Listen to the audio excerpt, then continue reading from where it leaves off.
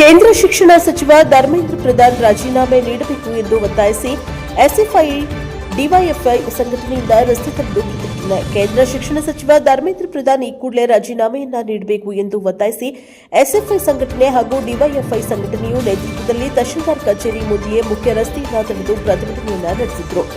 ಪಟ್ಟಣದ ಪ್ರಮುಖ ಬೀದಿಯಲ್ಲಿ ಮೆರವಣಿಗೆಯಲ್ಲಿ ತಹಶೀಲ್ದಾರ್ ಕಚೇರಿಯ ಮುಂಭಾಗದವರೆಗೂ ಬಂದ ವಿದ್ಯಾರ್ಥಿಗಳು ಮಾನವ ಸರಪಳಿಯನ್ನ ನಿರ್ಮಿಸಿಕೊಂಡು ಘೋಷಣೆಗಳನ್ನು ಕೂಗಿಕೊಂಡು ಪ್ರತಿಭಟನೆಯನ್ನ ಆರಂಭಿಸಿದರು. ಈ ವೇಳೆ ಎಸ್ಎಫ್ಐ ಸಂಘಟನೆಯ ಮಾಜಿ ರಾಜ್ಯ ಮುಖಂಡ ರಾಜಶೇಖರ್ ಮಾತನಾಡಿ, ನೀಟ್ ಪ್ರಶ್ನೆ ಪತ್ರಿಕೆಗಳನ್ನು ನಿರಂತರವಾಗಿ ಲೀಕ್ ಮಾಡಿ ವಿದ್ಯಾರ್ಥಿಗಳ ಭವಿಷ್ಯದ ಮೇಲೆ ಕೇಂದ್ರ ಸರ್ಕಾರ ಚೆಲ್ಲಾಟ ಮಾಡುತ್ತಿದೆ. ಪ್ರಶ್ನೆ ಪತ್ರಿಕೆಗಳ ಸೋರಿಕೆಯಿಂದ ಅನೇಕ ವಿದ್ಯಾರ್ಥಿಗಳು ಪ್ರಾಣವನ್ನ ಕಳೆದುಕೊಂಡಿದ್ದಾರೆ. ಆ ವಿದ್ಯಾರ್ಥಿಗಳು ಭವಿಷ್ಯದಲ್ಲಿ ಅನೇಕ ಕನಸುಗಳನ್ನ ಕಟ್ಟಿಕೊಂಡಿರುವಂತವರು. ಅಂತಹ ವಿದ್ಯಾರ್ಥಿಗಳ ಭವಿಷ್ಯವನ್ನ ಸರ್ಕಾರಗಳು ನಾಶ ಮಾಡುತ್ತಿವೆ. ಅನೇಕ ಗ್ರಾಮೀಣ ಭಾಗದಲ್ಲಿ, ನಗರ ಪ್ರದೇಶಗಳಲ್ಲಿ ಬಡಜನರ ವಿದ್ಯಾರ್ಥಿಗಳು ನೀಟ್ ಪರೀಕ್ಷೆಗಳನ್ನ ಪಾಸ್ ಮಾಡಿ ಉನ್ನತ ವಿದ್ಯಾಭ್ಯಾಸವನ್ನ ಮಾಡಲು ಹೊರಟರೆ ಅಂತವರಿಗೆ ಸರ್ಕಾರ ಸ್ಪಂದಿಸುವುದನ್ನ ಬಿಟ್ಟು ಅವರ ವಿರುದ್ಧವಾಗಿ ಸರ್ಕಾರಗಳು ಕೆಲಸ ಮಾಡುತ್ತಿವೆ ಎಂದರು. ಈ ಸಂದರ್ಭದಲ್ಲಿ ಡಿವೈಎಫ್ಐನ ಮುಖಂಡರಾದ ಜಿಲ್ಲಾ ಕಾರ್ಯದರ್ಶಿ ಹರೀಶ್ ರಮಣ, ಎಸ್ಎಫ್ಐ ಮುಖಂಡರಾದ ಸುನಿಲ್, ನವ್ಯ, ಮುಕುಂದ, ಗೀತಾ, ವಿದ್ಯಾರ್ಥಿಗಳು ಸೇರಿದಂತೆ ಇನ್ನಿತರರು ಭಾಗವಹಿಸಿದ್ರು. ಈಶ್ವರಪ್ಪ, ಎನ್ಕೆಎಸ್ ಟಿವಿ4 ಗುಡಿಬಂಡೆ. 22 ವಿದ್ಯಾರ್ಥಿಗಳು 22 ಲಕ್ಷ ವಿದ್ಯಾರ್ಥಿಗಳು ನೀಟ್ ಎಕ್ಸಾಮ್ ಬರೆದಂತ ಸಂದರ್ಭದಲ್ಲಿ ಮೇ 3ನೇ ತಾರೀಕು ಪ್ರಶ್ನೆ ಪತ್ರಿಕೆ ಸೋರಿಕೆ ಆಗಿರೋದು ಕಂಡು ಬರುತ್ತದೆ. ಕೇಂದ್ರ ಸರ್ಕಾರ ಏನಿದೆ, ವಿದ್ಯಾರ್ಥಿಗಳ ನೀಟ್ ಪ್ರಶ್ನೆ ಪತ್ರಿಕೆಯನ್ನು ಮೇ 3ನೇ ತಾರೀಕು ಅದನ್ನು ಸೋರಿಕೆ ಮಾಡಿ ಅದನ್ನು ಲಕ್ಷಾಂತರ ರೂಪಾಯಿಗಳಿಗೆ ಮಾರಾಟ ಮಾಡಿಕೊಂಡಿದ್ದಾರೆ ಬಿಜೆಪಿ ಸರ್ಕಾರ.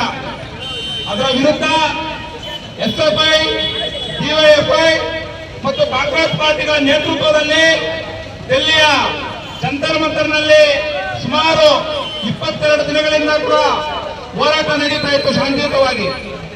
ಈ ತರ ಶಾಂತಿಯುತವಾಗಿ ಹೋರಾಟ ನಡೆದಂತ ಸಂದರ್ಭದಲ್ಲಿ ಅಲ್ಲಿ ಶಿಕ್ಷಣ ತಜ್ಞರು, ಪರಿಸರವಾದಿಗಳಂತ ಸೋನಂ ವಾಂಗ್ಚುಕ್ ಅವರು ಕೂಡ ಅಲ್ಲಿ 22 ದಿನಗಳ ಕಾಲ ಉಪವಾಸ ಸತ್ಯಾಗ್ರಹದಲ್ಲಿ ಈ ಒಂದು ನೀಟ್ ಅಕ್ರಮವನ್ನು ತಡೆದು ಕ್ವಶನ್ ಪೇಪರ್ ಲೀಕ್ ಆಗಿದ್ದಕ್ಕೆ ನಡೆಯುವಂತಹ ಕೇಂದ್ರ ಸರ್ಕಾರಕ್ಕೆ ಧಿಕ್ಕಾರ. ನೀಟ್ ಪ್ರಶ್ನೆ ಪತ್ರಿಕೆಯನ್ನು ಸೋರಿಕೆ ಮಾಡಿರುವಂತಹ ಕೇಂದ್ರ ಸರ್ಕಾರಕ್ಕೆ ಧಿಕ್ಕಾರ. ನೀಟ್ ಪ್ರಶ್ನೆ ಪತ್ರಿಕೆಯನ್ನು ಸೋರಿಕೆ ಮಾಡಿರುವಂತಹ ಕೇಂದ್ರ ಸರ್ಕಾರಕ್ಕೆ ಧಿಕ್ಕಾರ. ಕೂಡಲೇ ಕೇಂದ್ರ ಶಿಕ್ಷಣ ಸಚಿವರು ರಾಜೀನಾಮೆ ಕೊಡಲೇಬೇಕು. ಕೂಡಲೇ ಕೇಂದ್ರ ಶಿಕ್ಷಣ ರಾಜೀನಾಮೆ ಕೊಡಲೇಬೇಕು. ಸರ್ಕಾರಂತೆ ಸರ್ಕಾರ, ಕಾನೂನಂತೆ ಕಾನೂನು. ಬಿಜೆಪಿ ಸರ್ಕಾರ ರೂಪಣೆ ಮಾಡಿ ರೂಪರೇಷೆಗಳ ಮುಖಾಂತರ ನಾವೆಲ್ಲ ಒಗ್ಗಟ್ಟಾಗಬೇಕಂತ ಹೇಳಿ ಈ ಒಂದು ಹೋರಾಟವನ್ನ ಒತ್ತಾಯ ಮಾಡ್ತಾ ಇದ್ದೀವಿ.